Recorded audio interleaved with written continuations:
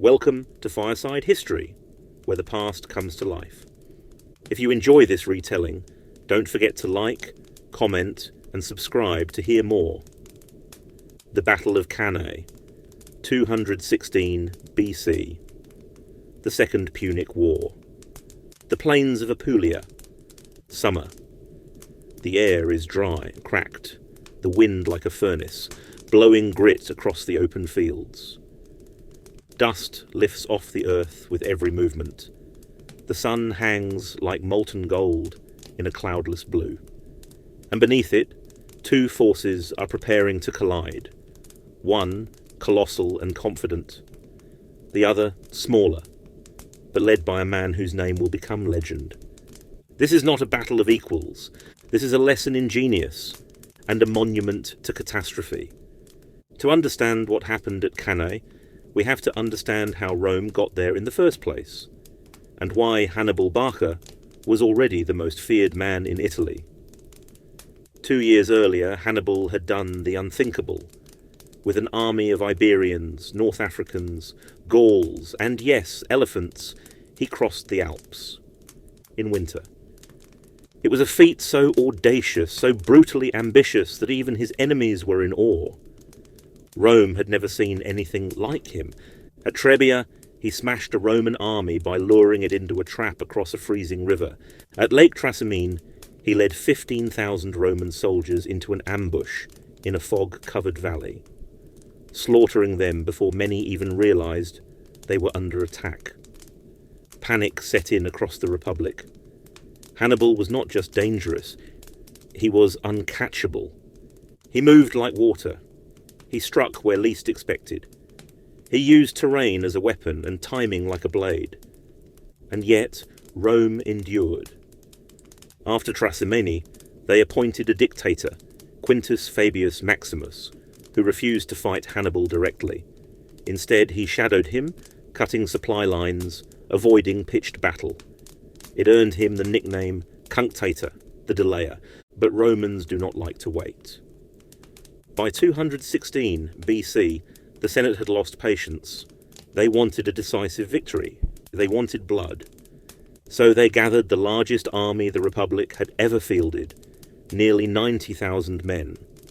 2 consuls elected to lead: Lucius Aemilius Paulus, cautious, traditional, and battle-hardened, and Gaius Terentius Varro, a populist, loud and hungry for a headline. Their target, Hannibal. They met on the flat, sun-bleached plains near the town of Cannae, a supply depot the Carthaginians had captured to bait the Romans into open battle. And it worked. Imagine the night before the clash. Tents dotted across the landscape, the smell of leather, sweat, and olive oil thick in the still air. The Roman camp is a sea of red cloaks and iron shields. Campfires flicker. Soldiers oil their weapons. Double-edged gladi, short and brutal. Perfect for stabbing in the press of battle. Helmets are burnished bronze, crested with feathers or horsehair. Shields are rectangular, curved, painted with the thunderbolt of Jupiter. They are confident, arrogant even. They outnumber Hannibal more than 2 to 1. What could possibly go wrong? In the Carthaginian camp it's different. Quieter, focused. Men from a dozen cultures sharpen their blades. Gauls grin with anticipation. Iberians mutter in their own tongue. The African veterans and the backbone of the army sit in silence, sharpening their spears by moonlight. Hannibal walks among them. Not a god, not a king. A man, but one they would follow into hell. He knows what's coming. He's counting on it. The next morning, the armies form up under the blazing sun. The Romans form a traditional block, legions packed densely together, 20 lines deep, like a massive iron fist. Standard procedure: break the enemy's centre with sheer weight, then roll up the flanks. Varro is commanding that day. Paulus had led the previous one. And Varro is impatient. He wants glory. Opposite them, Hannibal forms a crescent. His centre, a deliberately weaker, is manned by Gauls and Iberians, fierce but lightly armoured. On the flanks, tucked just a little behind, his African infantry, veterans, disciplined, deadly. His cavalry, the heavy Spanish and Gallic horse on one side, the lightning-fast Numidians on the other. Behind the line, a shallow river, the Aufidus glints in the sun. It looks like a mistake. It isn't. The horns sound. The Roman infantry surges forward, dust kicking up in great clouds. Thousands of sandals stomp the earth in unison. The ground shakes. They charge straight into the Carthaginian centre, exactly as Hannibal hoped. Gauls and Iberians meet the impact with a roar. They fight like demons, but they give ground. Not too fast, not too slow, just enough to pull the Roman line in. And the Romans press forward, believing they're winning, that the enemy is breaking, that victory is already theirs. But something is happening. The crescent is folding in on itself, like a bowstring being drawn. And the Romans, they're marching into a funnel. Their flanks are exposed. The press of men becomes tighter, movement restricted, voices raised in panic. And then it happens. The African infantry on both flanks pivot inwards, like doors slamming shut. The trap is sprung. Inside the Roman mass, it's chaos. Men can't turn. They can barely swing a sword. Some drop their shields just to move. The dust chokes them. The screams rise. Then, from behind, Hannibal's cavalry. The Numidians who had chased off the Roman horse now loop back and crash into the rear. Now the Romans are surrounded. A full encirclement. No way forward. No way back. Just death, tightening like a noose. The killing hasn't even truly begun, but already the outcome is sealed. Veterans in the centre begin to scream orders. Tribunes try to form a defensive ring, but it's hopeless. There's no room, no coordination. Blades flash, men fall, horses scream, blood splashes hot onto sand and bronze. The sun is high now, and the battlefield has become a trap, a tomb, and soon a massacre. But that part, the slaughter, that's coming. In the next hour, the Roman Republic will suffer its worst loss in history. But for now, in this moment, on the edge of total disaster, there's still just the briefest flicker of hope. One consul still lives. Some men still believe they can fight their way free. They're wrong. But they don't know that yet. The slaughter begins slowly. Not as a scream, but as a kind of compression. The weight of thousands pressed into a shrinking circle. Men can't breathe, can't move, can't see. At first it's confusion. Officers shouting contradictory orders. Some tell the men to push forward. Others bark to fall back. There's no room for either. Then steel starts to flash, the edges of the encirclement coming in, and the panic turns to blood. Carthaginian swords plunge into exposed backs. Spears jab through shield gaps. The Roman line, which moments ago had been a solid, disciplined wall, it starts to fragment. Here and there, soldiers break formation, swinging wildly, trying to force a way out. They don't get far. The African infantry, tight ranks, curved scooter shields, long stabbing spears, keep the pressure constant. Step, thrust, withdraw. Step, thrust, withdraw. They don't shout, they don't chase. They just tighten the noose, 1 metre at a time, and inside the circle the horror becomes something almost unthinkable. Bodies piling up, not just the dead, but the wounded, the suffocating. Men trampled by their own side. A legatus tries to climb a ridge of corpses to signal the cavalry, only to be dragged down again by desperate fingers clinging to his legs, begging him not to leave them. The heat is unbearable. Dust, blood, and bile coat every surface. Eyes sting, throats burn.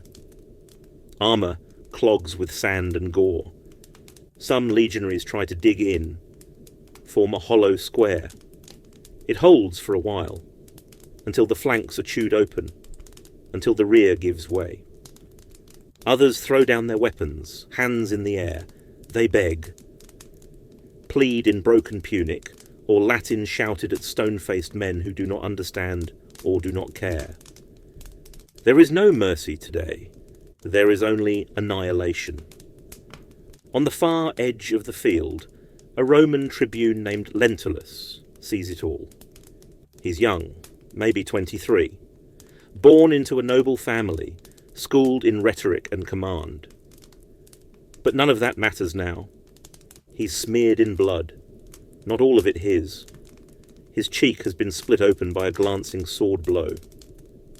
His voice is hoarse from shouting, but no one's listening anymore. He sees one of the standards fall, an eagle standard trampled into the mud. Unthinkable. He turns to the few men still with him, maybe 20, maybe less. "Form up," he shouts almost on reflex. "Form up! Shields high, we fight our way out." But they don't. They just look at him, eyes hollow, faces blank. One man, an older centurion with a crushed shoulder, simply sits down right there on the field and doesn't get back up.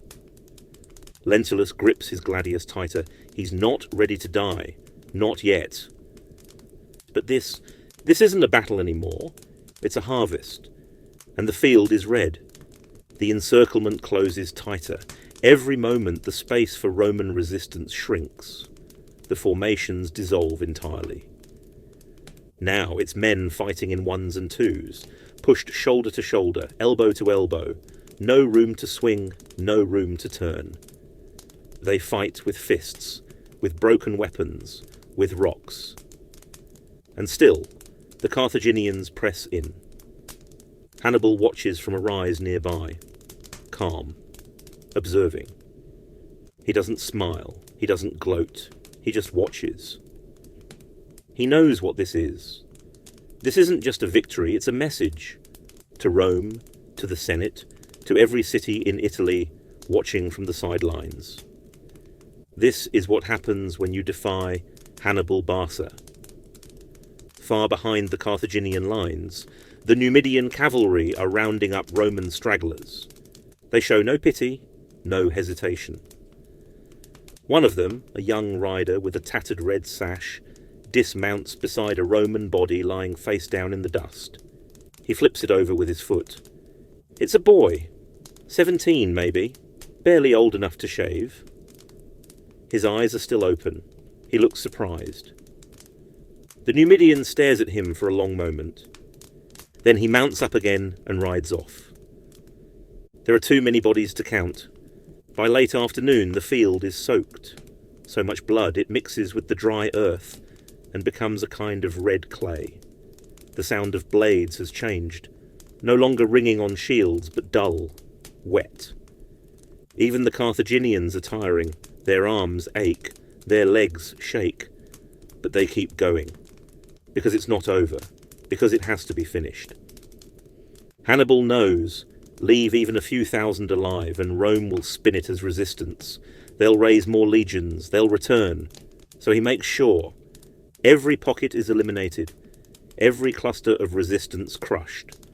Some Carthaginian units fight in silence, others chant. One group of Gauls is laughing as they kill, drunk on blood and heat. And everywhere, the dying. Some cry out for their mothers, others pray.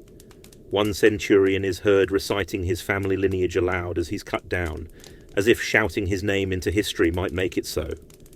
And still, a handful escape. Lucius Aemilius Paulus, the consul who did not command that day, is mortally wounded but refuses to leave the field. He dies where he stands, surrounded by a handful of men, sword in hand. Gaius Terentius Varro, the more reckless of the two, survives. He flees with a small group of cavalry and does not stop riding until he's far behind Roman lines. He will live, but he will never be forgiven. When the killing finally stops, The sun is dipping low. The battlefield is silent, except for the wind and the crows. Over 50,000 Roman soldiers lie dead. Some say 60, some say 70. Another 10,000 are captured. Barely a few hundred escape with their lives. Among the dead are a third of the Roman Senate. Nearly 80 men of high birth, wiped out in a single day. It is the most catastrophic defeat in Roman history, and perhaps the most perfect tactical victory in recorded warfare. The Roman camp is abandoned, stripped, looted, burned. The standards are taken. The war chest, full of silver coin, captured intact. The prisoners are paraded. Some will be ransomed, others sold as slaves, some executed just to make the point. But the point is already made. Every city in Italy hears of what happened at Cannae, and they tremble. Some begin to consider changing sides. If Hannibal could destroy Rome's greatest army in a single blow, who could possibly stand against him now? And yet, Hannibal does not march on Rome, even with the path seemingly open. His officers plead with him. His lieutenants demand it. They say, "Strike now, Rome is defenceless." But Hannibal hesitates. Maybe he believes Rome's walls are too strong. Maybe his army is too tired, too few. Maybe he hopes the Senate will sue for peace. But Rome does not sue for peace. It regroups, it rallies, it prepares. And in the end, this decision, not to march on Rome, will be remembered not just as restraint, but as the moment when the tide, very slowly, began to turn. Night falls over Cannae. No trumpets, no cheers, just silence, heavy and thick. The air is still, the kind of stillness that settles over a place when too much life has been taken from it. Fires flicker in the distance. Some are campfires, others are smouldering remains. And everywhere, bodies, tens of thousands. Armour twisted, shields broken, gladi fallen from limp hands. The plain of Cannae, once golden and windswept, is now red and broken, a graveyard without markers. Some Carthaginian soldiers walk among the dead, checking for valuables, finishing off the wounded. Others are too exhausted to even move. They drop to the earth where they stand, too tired to celebrate. Even victory has its weight. Hannibal stands apart. His cloak is stained with dust, his face unreadable, not triumphant, not mournful, just still. He knows what he's done. He's made history. But he also knows something greater must come next, or all of this will fade into memory, and already that window is closing. Rome is not destroyed. It should have been. After Cannae, the road lay open. The Republic was gutted, their armies shattered, the Senate in chaos. But they don't beg for peace. They don't even negotiate. They double down. Within days, the Senate passes emergency levies. They conscript slaves, gladiators, even debtors, promising freedom to anyone who'll fight. Boys as young as 16. Weapons are pulled from temples. Armour is recycled from the dead. The city's gold, the sacred reserve, is melted down to pay for it all. And something remarkable happens. Rome decides it will not die. Not here, not like this. Back in the field, Hannibal sends envoys to the city, offering terms, asking for negotiation. The Roman Senate refuses to even meet them. One senator, Fabius Maximus, the old delayer, simply tells the messenger, Rome will never negotiate while an enemy army stands on Italian soil. It's not just pride, it's identity. Rome doesn't surrender. It absorbs pain. It bleeds, but it learns. And quietly, without fanfare, it begins to adapt. Over the months and years that follow, the ripples from Cannae spread far and wide. Several cities in southern Italy defect to Hannibal: Capua, Tarentum. Some tribes in central Italy rise up, believing Rome is finished.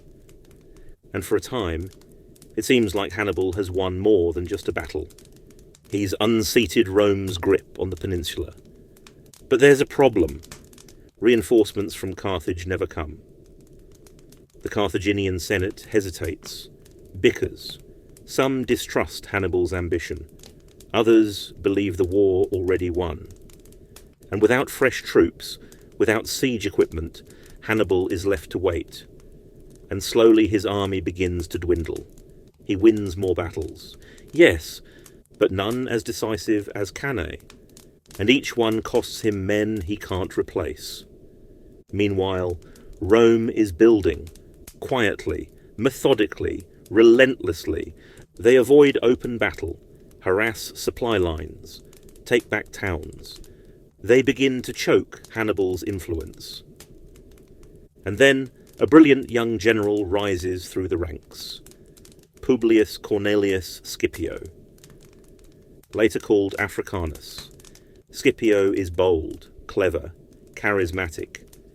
He doesn't just copy Hannibal's tactics, he absorbs them, and in a daring move, he takes the war to Africa, invades Carthaginian soil, forcing Hannibal to return home.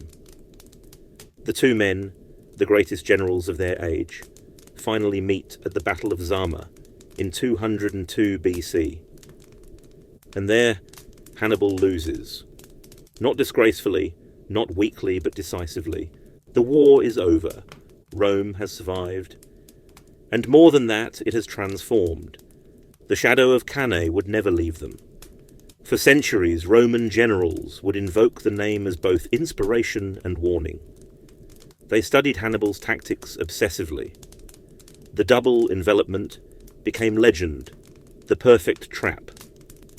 Julius Caesar knew it. So did Napoleon. So did Patton. Even in modern military academies, West Point, Sandhurst, Cannae is still taught. Because what Hannibal achieved was more than victory. It was art, the orchestration of chaos, the mastery of space and time, the ability to turn weakness into strength. He took a smaller, outnumbered force and destroyed the largest army Rome had ever raised. And yet, he lost the war, because Rome had something more dangerous than numbers or steel. It had will, and after Cannae, that will only grew harder. The site today is peaceful. No monuments, no great ruins, just fields of grass and distant hills. But walk those fields at dusk and you feel it, a heaviness. The ghosts of tens of thousands dead, of a consul who stood and died, of a boy who never got his name carved in stone, of a general who won everything, but not enough. History doesn't always reward brilliance. Sometimes it rewards stubbornness, endurance. Rome understood that, and because of it, the Republic did not end at Cannae. It began its journey toward empire. Thank you for listening to Fireside History. If this story moved you, please like, comment and subscribe. Your support helps keep the fire burning.